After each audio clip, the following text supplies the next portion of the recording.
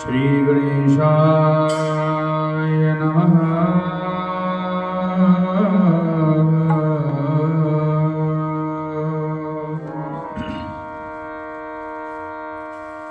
गजाननं भूतगणाधिसेवितं तपेतजम्बफलचारुभक्षणम् उमासुतं शोकविनाशकारकं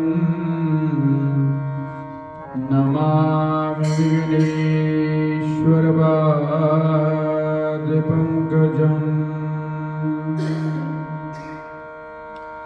सर्वमङ्गलमङ्गले शिवे सर्वार्थसाधिके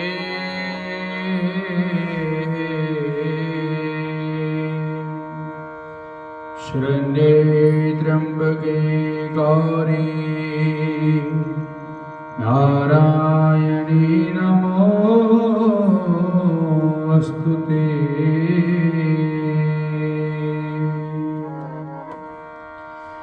ज्ञानमूलं गुरुर्मूर्ति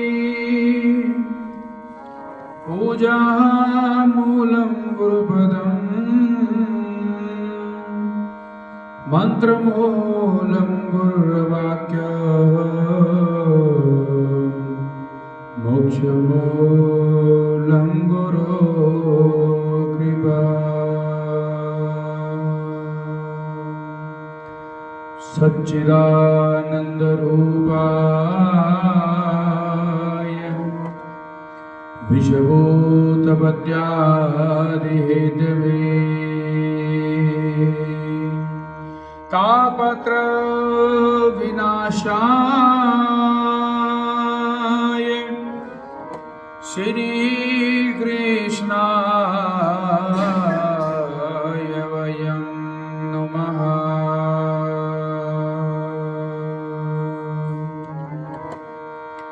नीलाम्बुजश्यामलकोमलाङ्गम्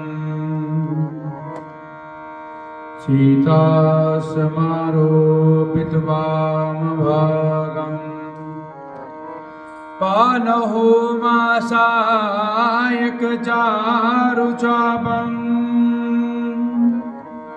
नमामि रामं रघुवंशनाथम्।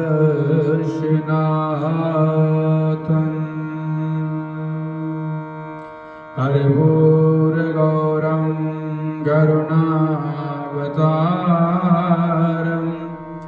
संसारसारं भुजगेन्द्रहारं सदा वसन्तमहृदयारविन्दे भावं भवानि सहितं नमामि।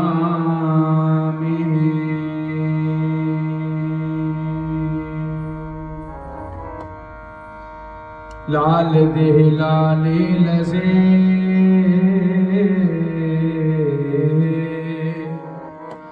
अर्धरि लाल लंगूर वज्र देह दानव दलना जय जय जय कपीशूर।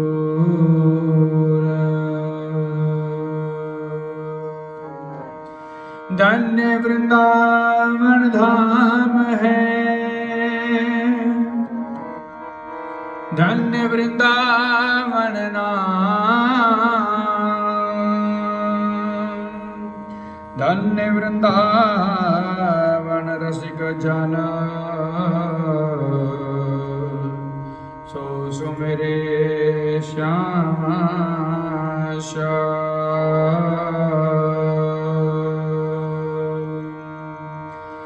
प्रथमे गुरा को वंदना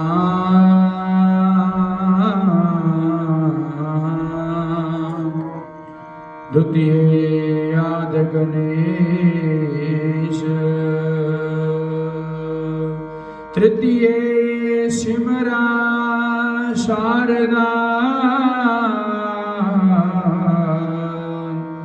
जिमिर कंठ करो परवेश।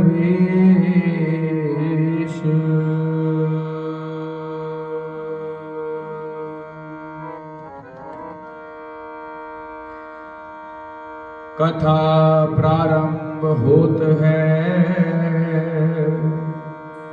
आहु वीर हनुमान। राम लखन संग जानकी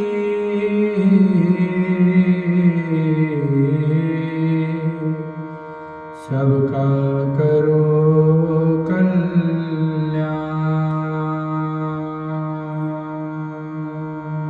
श्री सीताराम भगवान की जय हो।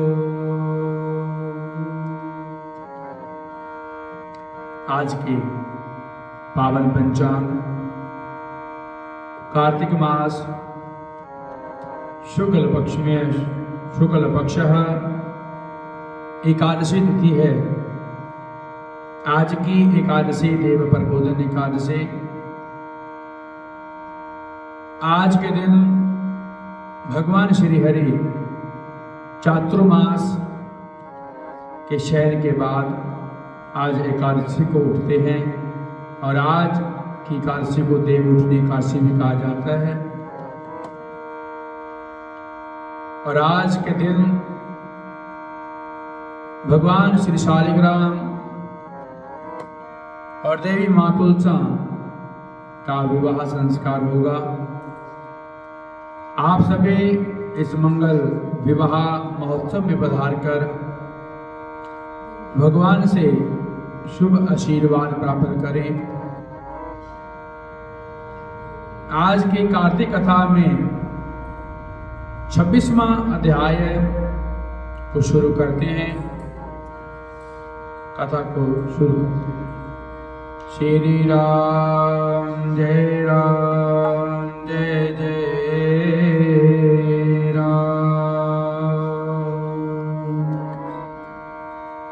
श्री राम जय जय राम। श्री राम जय जय राम।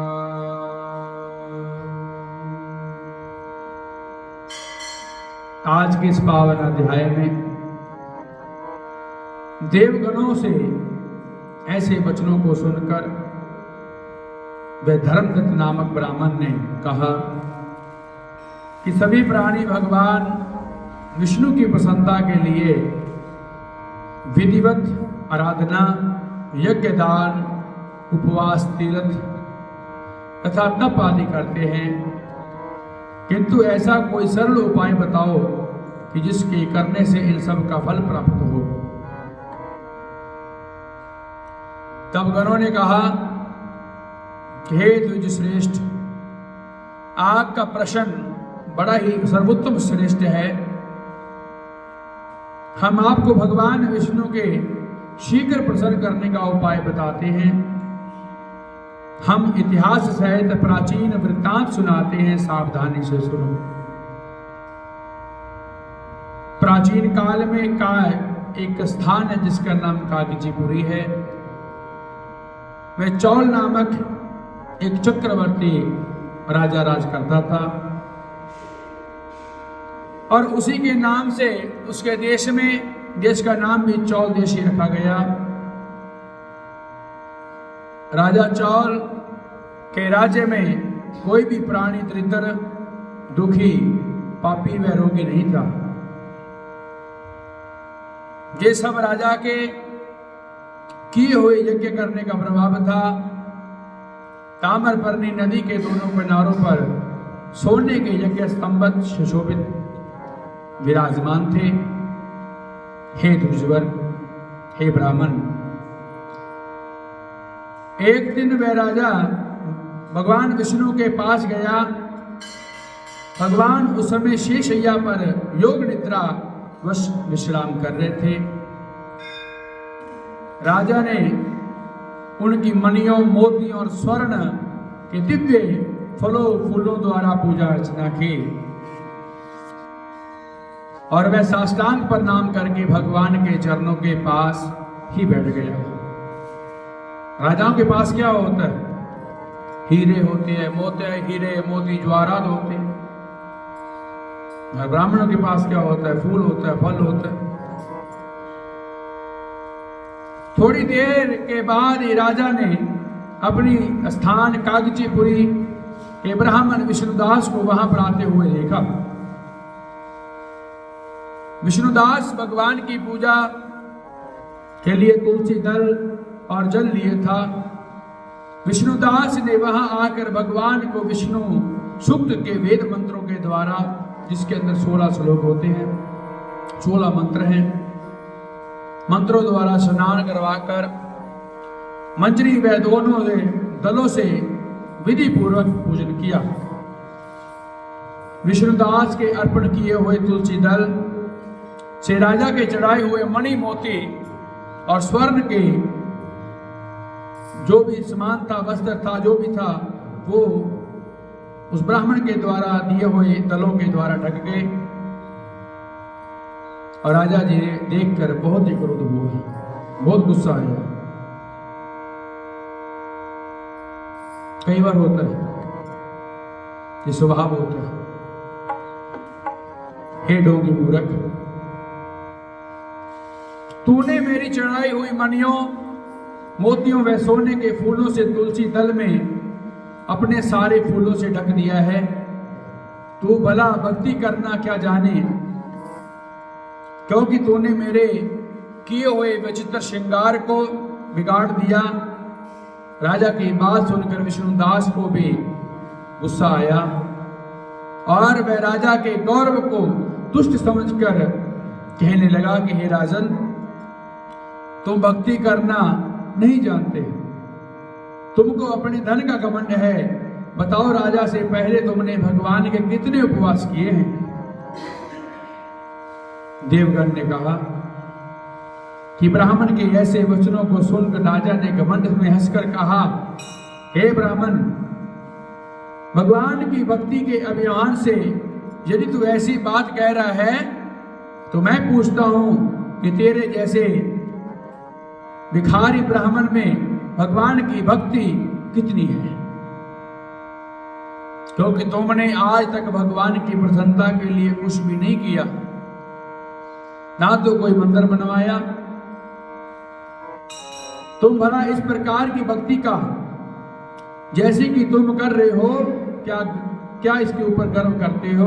ये आए, फूल चढ़ाए, फल चढ़ाए, जल का छींटा दिया, भक्ति तुम क्या जानो? भक्ति हम जानते हैं, हमारे द्वारा किए गए अर्पण, श्रृंगार, मणि, मोती इत्यादि से। और देखो कि भगवान को दर्शन भी सबसे पहले मुझे होंगे,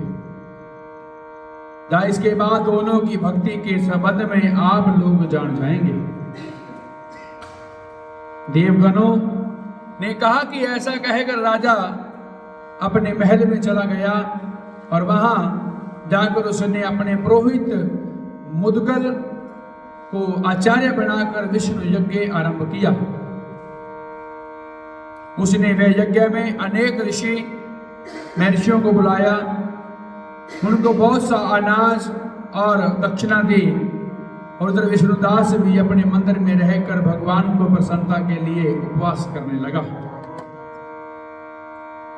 उसने माघ एवं कार्तिक मास के उपवास किए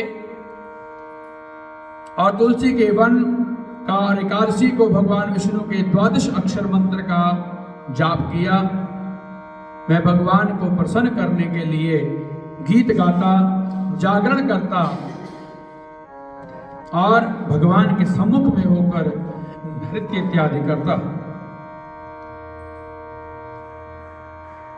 हर रोज उपवास करता, भूमि पर शयन करता और समय भगवान को प्रसन्न करने के लिए माघ एवं कार्तिक उपवास भी किया करता।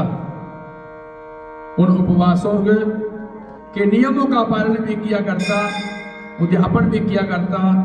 इस प्रकार राजा चौल और विष्णुदास द्वारा आराधना करते हुए बहुत दिन का समय व्यतीत हुआ। राजा चौल भी भगवान की अर्चना कर रहे हैं और ब्राह्मण भी। गणों ने कहा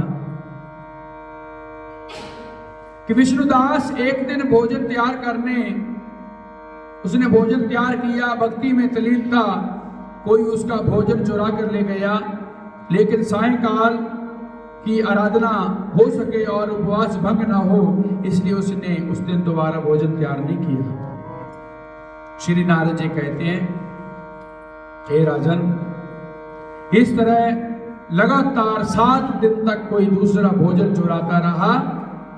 तब वह हैरान होकर सोचने लगा कि यह तो बड़ी विचित्र घटना है कि ना जाने कौन आकर हर रोज मेरे भोजन को चुरा के ले जाता है, फिर भी इस देव स्थान को छोड़ना नहीं चाहिए।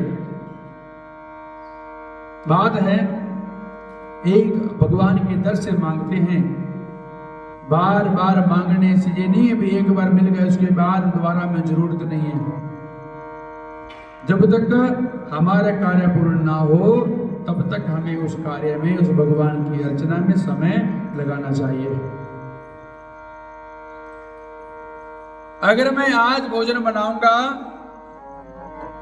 खा लेता हूं तो देर हो जाएगी और पूजा छूट जाएगी, अतः मुझे भोजन बनाकर तुरंत खाना नहीं चाहिए। पहले भगवान को भोग लगता है, उसके बाद उसका खान पान होता है। बिना भगवान को भोग लगाने के वैष्णवों को भोजन नहीं करना चाहिए। अगर 7 दिन बिन भोजन के बीत गए तो आज का एक दिन और सही। आज्ञा में भली भांति भोजन की रक्षा करूंगा और देखूंगा कि मेरे भोजन को कौन चुरा के ले जाता है। ऐसा सोच विष्णुदास भोजन तैयार करके भोजन के पास ही छिप कर बैठ गए। तो उसने थोड़ी देर के बाद देखा कि वहां एक चंडाल आया, जिसका शरीर बहुत ही पतला था, दुर्बल था, कमजोर था और उसके शरीर पर केवल चमड़ी ही चमड़ी दिखाई देती थी। जब वह चंडाल भोजन चुरा कर चल दिया तो विष्णुदास ने उसे पुकारा कि हे भाई, ये रूखा भोजन ले जाकर क्या करोगे? हमारे से घी तो लेते जाओ। ऐसा कहकर वह श्रेष्ठ ब्राह्मण आगे को बढ़ा। विष्णुदास को अपनी ओर आते देखकर वह चंडाल तेजी से दौड़ने लगा। वह ब्राह्मण से डर गया, लेकिन दुर्बलता के कारण दौड़ तो नहीं सकता था, अतः वह भूमि पर गिर पड़ा और मूर्छित हो गया। चंडाल को मूर्छित देखकर विष्णुदास हबक कर उसके पास गए और अपने वस्त्र से उस पर हवा करने लगे। और इसके बाद उसने जो कुछ देखा उसे देखकर वह आश्चर्यचकित रह गया। उसने देखा कि उसके सम्मुख में शंख चक्र गदा पद्म को धारण करने वाले पीत पीतांबर चतुर्भुज स्वरूप अलसी के फूल के समान एवं कांति में कौस्तुभ मणि को विराजमान किए हुए साक्षात भगवान श्री हरि विराजमान थे। भगवान का दर्शन करके सात्विक भाव से मुक्त व श्रेष्ठ ब्राह्मण ने भगवान की स्तुति की। प्रणाम ना ही उसने स्तुति की, ना ही प्रणाम कर सका। अगर आपके सम्मुख में भगवान आ जाएं, आप भूल जाएंगे सब कुछ, प्रणाम करना भी भूल जाएंगे। आपके मन के भीतर ये विचार आएगा कि हमारे ऐसे भाग कि आज हमारे घर में भगवान आए। ब्राह्मणों ने प्रणाम करने के लिए उतावला हुआ। क्यों ही वहां पर संपूर्ण देव, गंधर्व और अप्सराएं भी आ गए। विष्णु भगवान ने अपना स्वरूप ब्राह्मण को एवं प्रकट कर उसका आलिंगन किया और दिव्य विमान में बिठाकर अपने साथ वैकुंठ धाम में ले गए।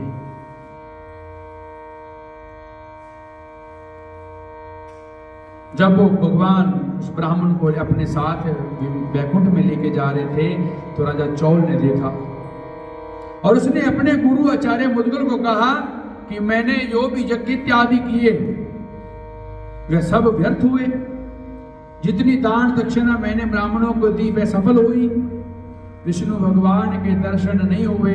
विष्णुदास ब्राह्मण ने केवल श्रद्धा से भक्ति की और उसके प्रभाव से विष्णु भगवान ने आकर उसको दर्शन दिए।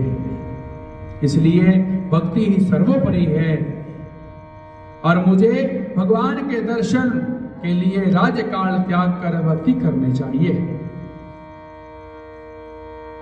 राजा के कोई पुत्र न होने के कारण उसने अपने भांजे को ही राजगद्दी दी और आप विष्णु भगवान की भक्ति करने लगा।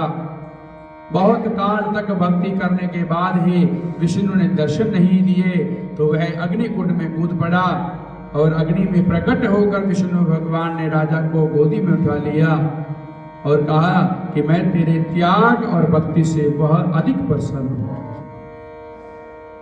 उसका आलिंगन किया, उसको दिव्य विमान में बिठाया और अपने साथ वैकुंठ धाम में ले गए।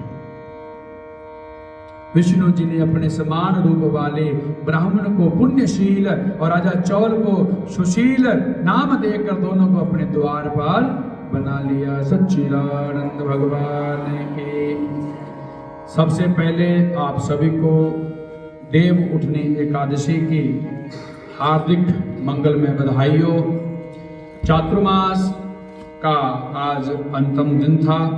भगवान क्षीर सागर से शयन से उठे, उठो देवा, बैठो देवा, आंगरिया चटकाओ देवा।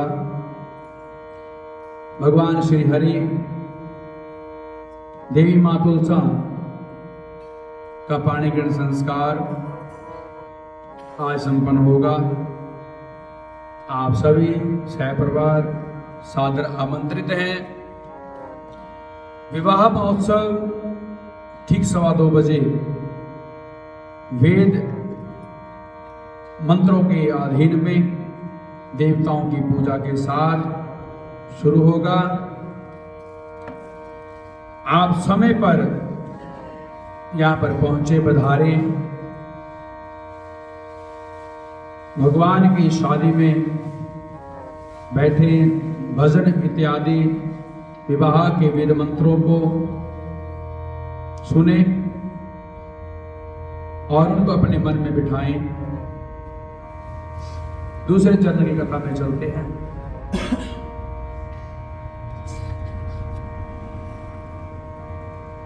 गीता। पहले माला, क्योंकि हमारे जो शरीर है, शरीर के अंदर हम धारण करते हैं, सब कुछ धारण करते हैं। जैसे तिलक है, माला है, कंठी है। शरीर दे ज्ञान इंद्रियां ने। होवे रुद्राक्ष दी चाहे हीरे मोतियां दी। सबसे पहले माला की माला क्या है और उसका फल क्या है। होवे रुद्राक्ष दी चाहे हीरे मोतियां दी। रब नाल मेले मिलाउंदी तेरी माला है। जद जाप करना होवे भगवान दा, इस माला की जरूरत पैंदी है। वेद शास्त्र एक गल होर कहते ने कि जिहड़ी कंठी गल च पाई जाती है, नंबर 1 ते उस कंठी दे नाल जाप नहीं हुंदा। कंठी का भाव कि गले पाई होवे, भगवान के मंदिर गए, कंठी चो बाहर कड्डी, फिर उसना जाप किया, गलत है। जाप के लिए माला अलग होती है, कंठी के लिए माला अलग होती है। कंठी अगर एक बार धारण की हो तो उसको निकाला नहीं जाता, वो कंठी की भांति कंठी रहती है। होवे रुद्राक्ष दी चाहे हीरे मोतियां दी। रब नाल मेले मिलाउंदी तेरी माला है। फेर फेर इसनू तू करी जावे हेर फेर। माला इस वीर शाम जगदा बखांदी है। लावे जे ध्यान ता ध्यान जावे जगवल। जान फेर दाल विच कालाए। मन के दे नाल भी बमन नावे फिर तेरा, फिर इस माला तेरा कड़ना दिवाला है। माला दा मन का घूमता है। सुमेरू तो माला शुरू होती है, सुमेरू तो आके माला खत्म होती है। उसमें सुमेरू नूं अगे नहीं पार करना पैंदा, सुमेरू तो फिर पिछे चलना पैंदा। 4 चरण 27 अक्षत्र 27 चौका 108। भगवान का नाम कम से कम 108 बार सिमरन होना चाहिए। तो माला के मन के भी 108 हैं, सुमेरु उसके अंदर अलग होता है।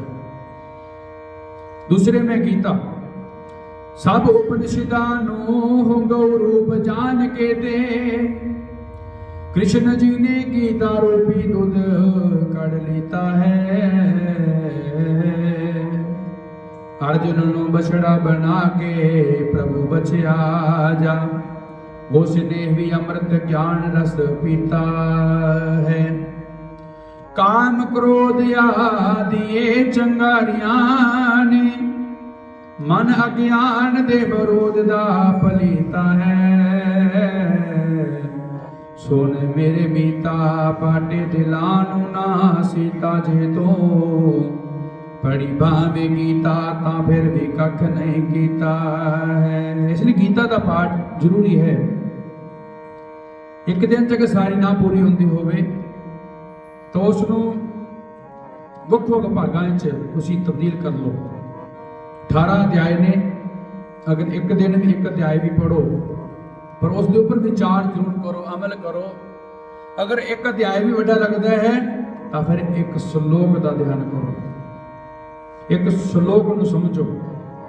कोई इतनी जल्दी नहीं है कि बस उसको आप नाल देना खत्म कर देना है। तीसरे में वाणी, जो बोलते हैं जीवन दा निचोड़ महापुरुषों ने जोड़ जोड़, तेरे मेरे वास्ते बनाई सच्ची वाणी है। गुरुआं ज्ञानियां ने, भगतां ने, संतां ने अंतःकरण रूप शरणी चौछाणी है।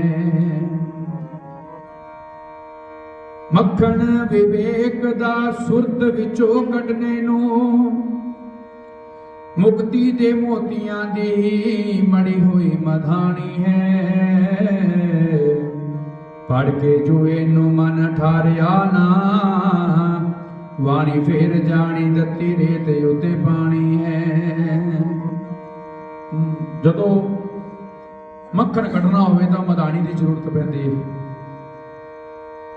हुण आपां सोचीए कि चम्मच दे नाल उसनूं लगे रहिए कुटन वास्ते, वो नहीं निकलदा। उसनूं मधानी की जरूरत है। ये भी उस भगवान ने ही आशीर्वाद के अंदर दिता है कि मेन की चीज है। सब तो महंगा की है? दुध महंगा है या घी महंगा है? की महंगा है भाई?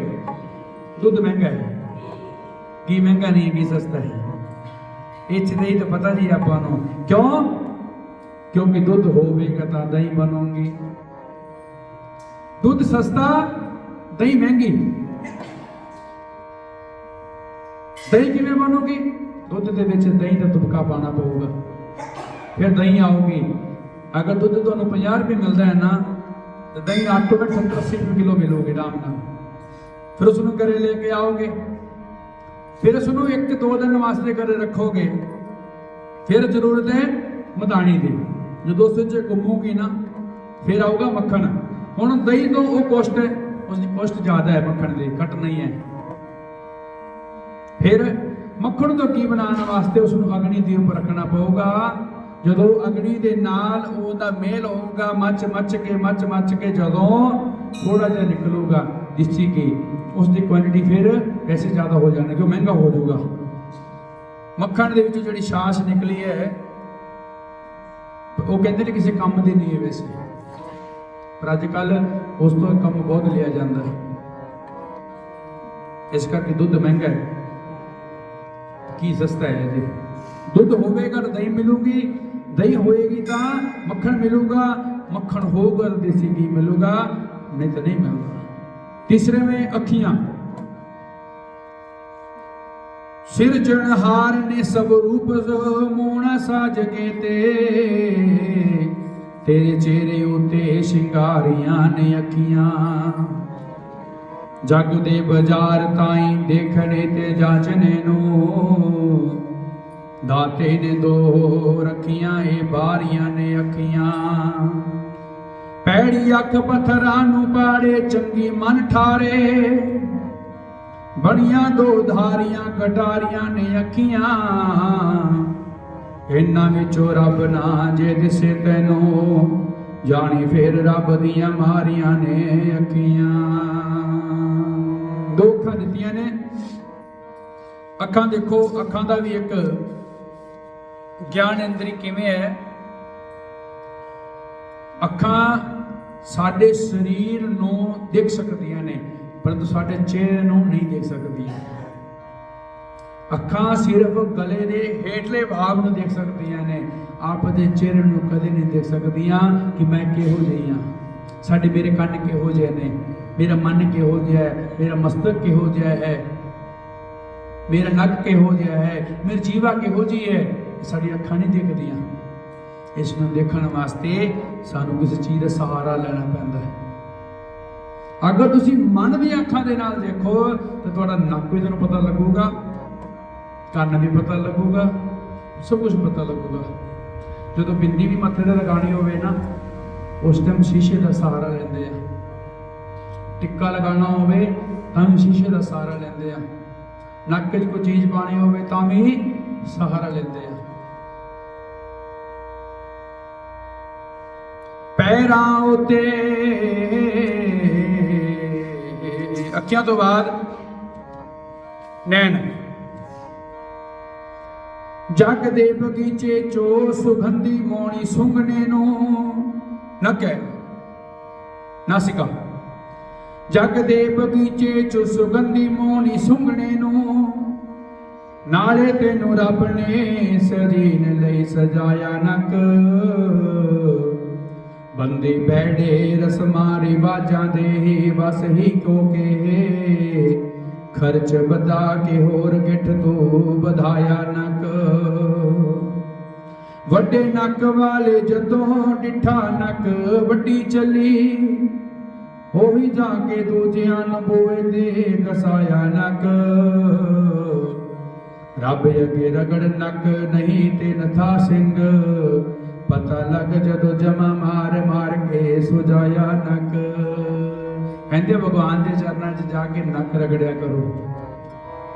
क्यों? किवें? जदों मत्था टेकते हैं ना, मत्था मन के नाल अपना मन भगवान के चरणों च लगना चाहिए। मत्था टेकना होवे, आपां कहते ना भगवान नूं मत्था टेकिया करो, भगवान के चरणों च आपका जिहड़ा मन है, आपका जिहड़ा मत्था है, ये भगवान के चरणों च लगाया करो, नहीं तो दूर तो वंदना किया करो। तीजा कन, पूरे 2 करोड़ दी सुनावा एक गल तैनू है, भोलिया ते बोलिया नू मेरे वल करी कन, इन्हां कन्नां विच अगे महल काफी भरी, होर चुगलियां दे नाल नात दूजियां दे भरी कन, कन्नां नू हथ ला ते विच कह कच्चे कन्नां कोलों, झूठियां खुशामदा तरीफां ते ना धरी कन, टेलीफोन हरि नाल मैल के तो हरि गुण गा के सब दूजियां दे भरी कन। दूजियां दे कन भरन चंगा है कि भगवान दे जिहड़ा ज्ञान है उसनूं कन्नां दे द्वारा सुनो, तां जो जिहड़े कन भी अपना आए ने इस मातलोक दे अंदर उस प्राणी दे नाल, उन्हां दा जीवन भी सफल हो जावे। तीजा हथ, हत्थां उत्ते हथ धरी बैठा है 2 हत्थां वाला, कादे वास्ते है तेरे रब ने बनाए हथ, ਅਕਲ ਨੂੰ ਤੇ ਹੱਥ ਮਾਰ ਇਹਨਾਂ ਹੱਥਾਂ ਨੂੰ ਸਵਾਰ, ਮੁਸ਼ਕਲਾਂ ਦੇ ਨਾਲ ਤੇਰੇ ਹੱਥਾਂ ਨੂੰ ਚਿਆਏ ਹੱਥ। ਦੂਜਿਆਂ ਦੇ ਹੱਥਾਂ ਵੱਲ ਵਹਿੰਦਾ ਰਹੀਓ ਸਦਾ ਹੀ ਤੂੰ, ਹੱਥੋਂ ਹੱਥੀ ਭਲੇ ਕੰਮਾਂ ਵਿੱਚ ਨਾ ਬਟਾਏ ਹੱਥ। ਹੱਥੋਂ ਵੇਲਾ ਗਿਆ ਹੱਥ ਮਲ ਮਲ ਕੇ ਫਿਰ ਰੋਸੇ, ਦੂਤਾਂ ਜਦੋਂ ਆਪਣੇ ਦਿਖਾਏ ਹੱਥ। ਜਦ ਦੂਤਾਂ ਨੇ ਆਪਣੇ ਹੱਥ ਦਿਖਾਏ ਫਿਰ ਤੂੰ ਰੋਏਗਾ। ਇਸ ਕਰਕੇ ਆਪਣੇ ਹੱਥਾਂ ਦੇ ਨਾਲ ਵੀ ਕੰਮ ਕੀਤਾ ਕਰੋ। ਭਗਵਾਨ ਦੇ ਜਦੋਂ ਦਰਬਾਰ ਤੇ ਜਾਣਾ ਹੋਵੇ ਹੱਥ ਜੋੜ ਕੇ ਭਗਵਾਨ ਦੀ ਵੰਦਨਾ ਕਰੋ।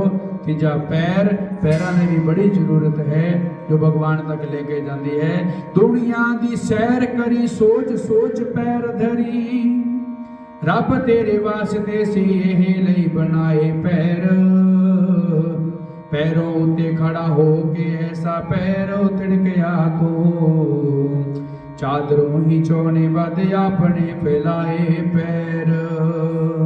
ਪੈਰ ਪੈਰ ਉੱਤੇ ਪਾਣੀ ਪੈਰਾਂ ਤੇ ਨਹੀਂ ਪੈਣ ਦਿੰਦਾ, ਸਤਸੰਗ ਵਿੱਚ ਕਦੇ ਭੁੱਲ ਕੇ ਨਾ ਆਏ ਪੈਰ। ਸੰਤਾਂ ਦੇ ਪੈਰਾਂ ਉੱਤੇ ਡਿੱਗ ਕੇ ਤੂੰ, ਲੱਭ ਉਹਨੂੰ ਜਿਹਦੇ ਪੈਰਾਂ ਪਿੱਛੇ ਰਹੇ ਤੂੰ ਪਾਏ ਪੈਰ। ਸੰਤਾਂ ਦੀ ਸ਼ਰਨ 'ਚ ਜਾ ਕੇ ਕਿਵੇਂ ਜਾਣਾ ਹੈ? ਇਹਨਾਂ ਪੈਰਾਂ ਦੇ ਨਾਲ ਹੀ ਜਾਣਾ ਹੈ। ਇਹ ਪੈਰ ਤੁਹਾਨੂੰ ਲੈ ਕੇ ਜਾਣਗੇ। ਸੰਤ ਸ਼ਰਨ ਜੋ ਜਨ ਪੜੈ ਸੋ ਜਨ ਉਦਰਨਹਾਰ, संत के निंदा नानका बहुर बहुर अवतार। तो यही इस हमारे जो ज्ञान इंद्रिय है, ज्ञान इंद्रियों के अपने अपने कर्म होते हैं। अब ठाकुर जी का भजन करते हैं। तो भजन के साथ आज ठाकुर जी को संकीर्तन करते हैं श्री हरि का। श्री राम